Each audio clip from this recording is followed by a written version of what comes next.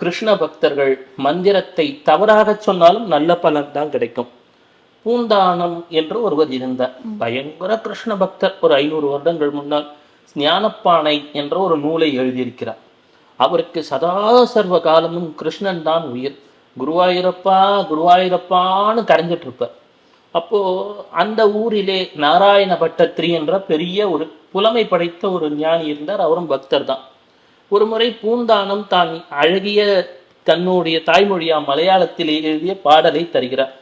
அதிலே எக்கச்சக்கமான பிழைகளை இவர் கண்டுபிடிக்கிறார். யார்? இந்த நாராயண பட்டத்திரி. உடனே பூந்தானம் ஒன்றும் சொல்லல. ஐயா, நீங்க வயசுல பெரியவர், வணங்கிட்டு சென்றுட்டார். மறுநாள் நாராயண பட்டத்திரி தன் பிரார்த்தனையிலே அமர்கிறார். கிருஷ்ணன் வருகிறான். வந்து சொல்கிறான், முதல் வரிய படி அப்படின்னா ஒரு தப்பு. அவர் எழுதின நாராயண பட்டத்திரி எழுதினதுல ஒவ்வொன்றையும் ஒவ்வொன்று. அடுத்தவர்களை குறை சொல்லாதே, முக்கியமாக என் பக்தர்களை குறை சொல்லாதே. அவர்கள் தவறாக என்னை பாடினாலும் அது எனக்கு பிரசாதம்தான். என்னுடைய பக்தன் ஒருவன் என் பெயரை சற்று பிழையாக உச்சரித்தாலும் அவனுக்கு நன்மையே தருவேன் என்றார்.